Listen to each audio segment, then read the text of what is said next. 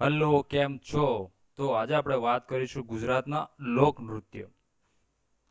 પરીક્ષામાં પણ ખાસ પૂછાતા પ્રશ્ન છે, જોડકાઓમાં ખાસ પૂછાય છે ગુજરાતના લોકનૃત્યો. આ ભાગ છે આપણા સાંસ્કૃતિક વારસાનો.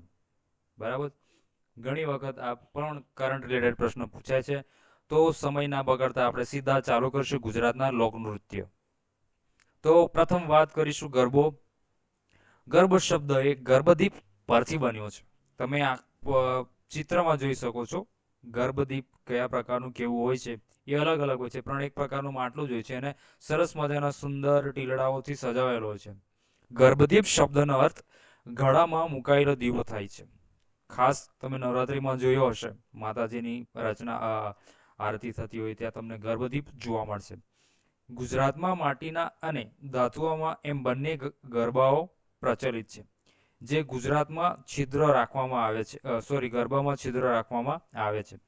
નવરાત્રી દરમિયાન ગરબાને સ્ત્રીઓ માથા પર લઘુ માતાજીના ગરબા ગાય છે. બરાબર છે. માથા પર રાખીને સ્ત્રીઓ ગરબા ગાય છે. તમે ગરબો જોઈ શકો છો કયા પ્રકારનો હોય છે. બરાબર છે. સ્ત્રીઓ દ્વારા ગાવામાં આવતું ગરબો છે. જ્યારે ગરબી એ પુરુષો દ્વારા થતું સંઘ નૃત્ય છે. તમે આકૃતિમાં જોઈ શકો છો, પુરુષો દ્વારા ગવાતો ગરબી છે એ પુરુષો દ્વારા થતું સંઘ નૃત્ય છે.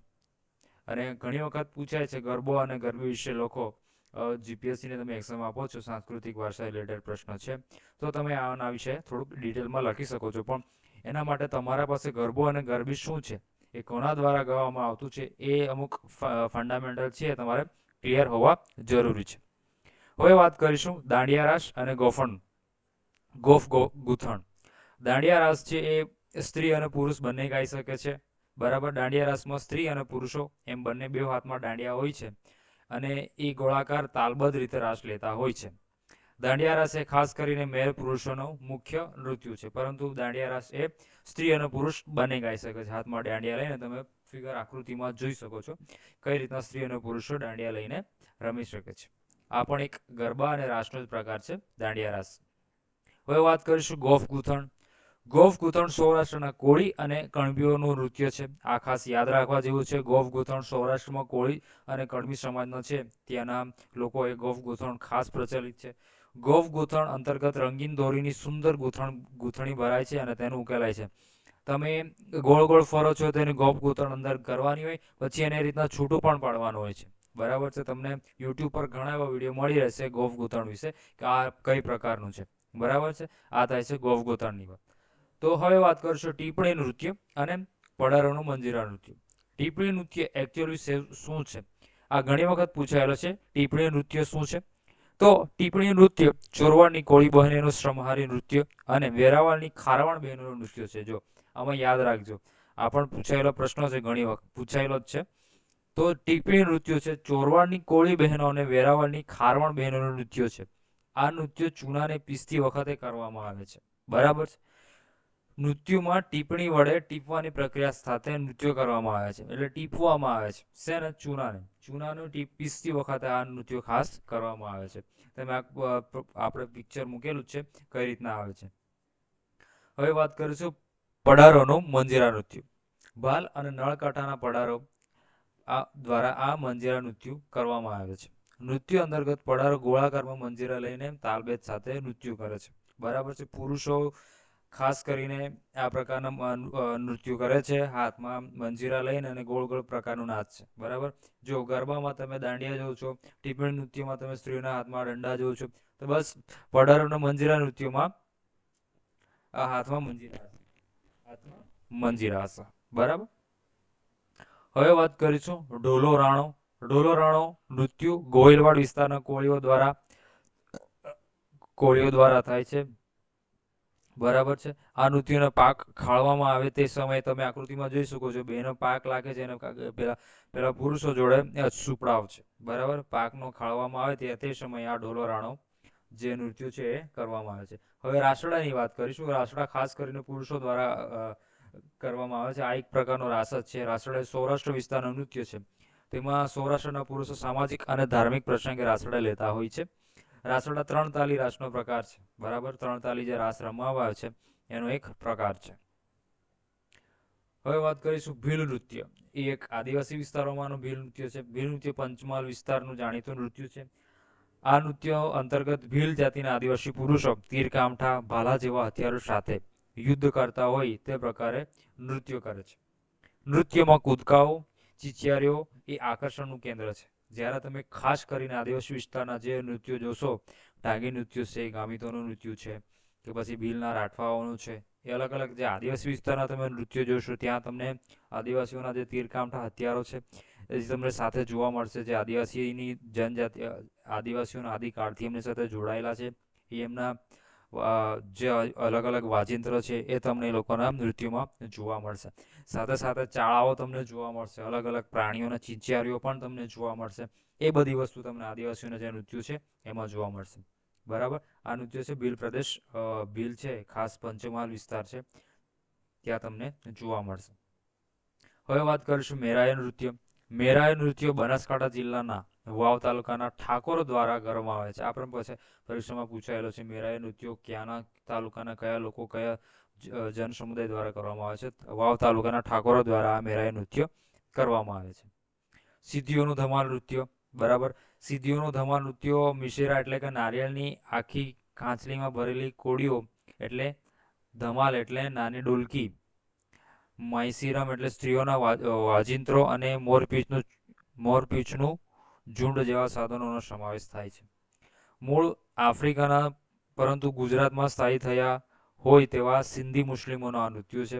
તમે જ્યારે જાફરાબાદ જશો જુંબુર ગામમાં તમને ત્યાં આફ્રિકાના લોકો આ વસ્તી ત્યાં ખાસ જોવા મળશે. બરાબર છે. ત્યાંના લોકો દ્વારા સિંધીઓનું ધમાલ નૃત્ય આ તમને જોવા મળશે. આ લોકોનું નૃત્ય તમને જોવા મળશે. એ લોકો અલગ અલગ પ્રકારના પ્રાણીઓનો અવાજ પણ કાઢે છે, વલ્ક પહેરે છે એ લોકો અલગ અલગ પ્રાણીઓના સ્ત્રીઓનો પ્રાણીઓનું એ તમને આકૃતિ ફિગરમાં તમને જોવા મળશે કઈ રીતનું હોય છે. જાફરાબાદનો જંબુર ગામમાં છે, ગુજરાતમાં એકમાત્ર ગામ છે જંબુર, ત્યાં તમને આફ્રિકા જાતિના લોકો ત્યાં મૂળ આફ્રિકાના જાતિના લોકો તમને ત્યાં જોવા મળશે. હવે વાત કરીશું જાગ નૃત્ય. ઉત્તર ગુજરાતમાં ઠાકોરો, રાજપૂતો અને પાટીદાર વગેરે કોમની બહેનો દ્વારા જાગ નૃત્યો થાય છે. આ નૃત્ય નવરાત્રી દરમિયાન થતું નૃત્ય છે. આ નૃત્યમાં બહેનો માથા પર માંડવી કે જાગ મૂકીને નૃત્ય કરે છે. માંડવી એટલે મગફળી, એવું તમે મગફળી કહેવામાં આવે છે. માંડવી કે જાગ મૂકીને મૃત્યુ કરે છે. હવે ડોકા અને હુડારાસ. ડોકા અને હુડારાસ સૌરાષ્ટ્ર વિસ્તારની ભરવાડ કોમ સાથે સંકળાયેલું છે. સૌરાષ્ટ્રના ભરવાડા હાથમાં પોરણા લઈને ડોકા રાસ કરતા હોય છે. ભરવાડો અને ભરવાડોનો ઢોલના તાલે સામસામા હાથમાં તાલ અને પગના ઠેકા વડે સમૂહમાં જ નૃત્ય કરે છે અને તેમાં હુડારાસ કહેવામાં આવે છે. આ એઝ તમે જોવા જાઓ તો આફ્રિકામાં પેલું નાચે તે પગ પર ઠેકડા લઈને, બસ એ રીતનાનું નાચ છે ડોકા અને હુડારાસ. હવે વાત કરીશું રૂમાલ નૃત્ય. રૂમાલ નૃત્ય મહેસાણા જિલ્લાના ઠાકોરો સાથે સંકળાયેલું નૃત્ય છે. આ નૃત્ય હોળી અને મેળાના પ્રસંગે હાથમાં રૂમાલ રાખી જોવા મળે. હવે હોળી આવશે એટલે તમને આ પ્રકારનું નૃત્ય જોવા મળશે. મરચી નૃત્ય. મરચી નૃત્ય તુરી સમાજની બહેનો લગ્ન પ્રસંગે કરતી હોય છે. તાળી પાડ્યા વગર હાથની અંગ ચેષ્ટા વડે થતું આ નૃત્ય છે. બરાબર. હવે વાત કરીશું ડાંગી નૃત્ય. આ નૃત્ય ડાંગ જિલ્લાના આદિવાસીઓનું નૃત્ય છે. ડાંગી નૃત્યને ચાળો તરીકે પણ ઓળખવામાં આવે છે. નૃત્ય અંતર્ગત ચકલી, મોર જેવા પશુઓની નકલ પણ કરવામાં આવે છે. ડાંગી નૃત્યમાં તમને પશુ પક્ષીઓના ચાળો એ બધું તમને જોવા મળશે. સાથે સાથે તમને જે ખેડૂતોનું પાકની રોપણીથી લઈને કપાત સુધીની બધી વસ્તુ તમને એ લોકોના નૃત્યોમાં જોવા મળશે. તમે એક વસ્તુ નોટિસ કરજો, જે પણ ખાસ આદિવાસી વિસ્તારના જે નૃત્યો છે એ હંમેશા એ લોકોની પ્રકૃતિ સાથે સંકળાયેલી છે. બરાબર છે. એ લોકોની પ્રકૃતિ સાથે સંકળાયેલી છે, એ લોકોની સંસ્કૃતિ સાથે સંકળાયેલી છે. દરેક બાબતો ખેતી સાથે સંકળાયેલી બાબતો તમને એ લોકોના નાચ નૃત્યમાં જોવા મળશે અને મળશે જ. બરાબર. આ વસ્તુ તમારે ધ્યાને લેવાની રહેશે. આલણી હાલણી નૃત્યોની વાત કરીશું. માંડવા તેમજ આલણી છોટાઉદેપુર જિલ્લાના તાવી આદિવાસીઓનું લોક નૃત્ય છે. આલણી નૃત્યો આદિવાસી કન્યાનું ઋતુ નૃત્ય છે. હવે લોક નૃત્યોની વાત આવેલી છે તો તમને ખાસ આકર્ષવા જેવી બાબતો હોય તો આદિવાસીઓના નૃત્યો જોવાનું રહેશે. એમાં તમને ખાસ આકર્ષવાનું રહેશે, કારણ આદિવાસીઓ વિસ્તારમાં વિસ્તાર પ્રમાણે અલગ અલગ આદિવાસી જનજાતિઓના વિસ્તાર પ્રમાણે એ લોકોની નૃત્યોની અલગ અલગ પેટર્ન હોય છે. તમે ગામિત નૃત્યો જોશો તે અલગ રહેશે, ડાંગીમાં જોશો એ તમને અલગ નૃત્ય રહેશે, બરાબર. તમે જ્યારે પંચમહાલ છોટાઉદેપુર બાજુ જોશો ત્યાંના રાઠવા આદિવાસીઓની નૃત્યો પણ અલગ જોવા મળશે. અને તમે જો મધ્યપ્રદેશ બાજુ જોશો ત્યાંના આદિવાસીઓની નૃત્યો પણ તમને અલગ અલગ જોવા મળશે, પણ રહેશે એ પ્રકૃતિ સાથે સંકળાયેલું જ રહેશે. હવે વાત કરીશું હાલી નૃત્યો. હાલી નૃત્યો સુરત અને તાપી જિલ્લાના દુબળા આદિવાસીઓનું નૃત્ય છે. હમચી નૃત્યની વાત કરીશું. હમચી નૃત્યને હિંચ નૃત્ય તરીકે પણ ઓળખવામાં આવે છે. ગુજરાતમાં સારા પ્રસંગે રાંદલ માતાને તેડવામાં આવતા હોય છે. રાંદલ માતાને તેડતા સમયે સ્ત્રીઓ દ્વારા આ થતા નૃત્યને હમચી કે હિંચ નૃત્ય કહેવામાં આવે છે. જો મિત્રો ગુજરાતના નૃત્યમાં આટલું જ છે, બરાબર. હવે જો તમે નવા છો તો પ્લીઝ ગુજરાત રામસર સાઇટ, ગુજરાતમાં આવેલી વાવ, ભારતના હેરિટેજ સાઇટના વિડીયો પણ તમને આપણી યુટ્યુબ ચેનલ પર મળી રહેશે. જો તમારે જોવાના બાકી હોય તો પ્લીઝ જઈને જોઈ લેજો અને બીજા સાથે પણ શેર કરજો. અને તમે વિડીયોમાં નવા છો પ્લીઝ લાઇક, શેર અને સબસ્ક્રાઇબ કરી દેજો અને તમારા મિત્રો સાથે શેર કરજો. હવે પોલીસ કોન્સ્ટેબલની ઓલમોસ્ટ બધાની ફિઝિકલ એક્ઝામ પણ પૂરી થઈ ગઈ હશે અને એક નવી અપડેટ પણ આવેલી છે કે જુલાઈ મહિના સુધીમાં અત્યારની જે ભરતી ચાલી છે બધી પૂરી થઈ જશે અને તરત ઓગસ્ટ કે સપ્ટેમ્બર મહિનામાં બીજી 14,000 જેટલી ખાલી જગ્યાઓ માટે ભરતી થવાની છે, બરાબર છે. તો તૈયારીમાં લાગી જજો અને આ વિડીયો બને ત્યાં સુધી મેક્સિમમ મિત્ર સુધી શેર કરજો. અને તમને અમારી ઇન્સ્ટાગ્રામ આઈડી અને ટેલિગ્રામ આઈડીની જે ચેનલ છે એની તમને લિંક ડિસ્ક્રિપ્શનમાં મળી રહેશે, બરાબર. અને તમારે મિત્ર સાથે આ યુટ્યુબ ચેનલની આપણી લિંક છે અને વિડીયો છે એ શેર કરજો. Thank you. જય હિન્દ, જય ભારત.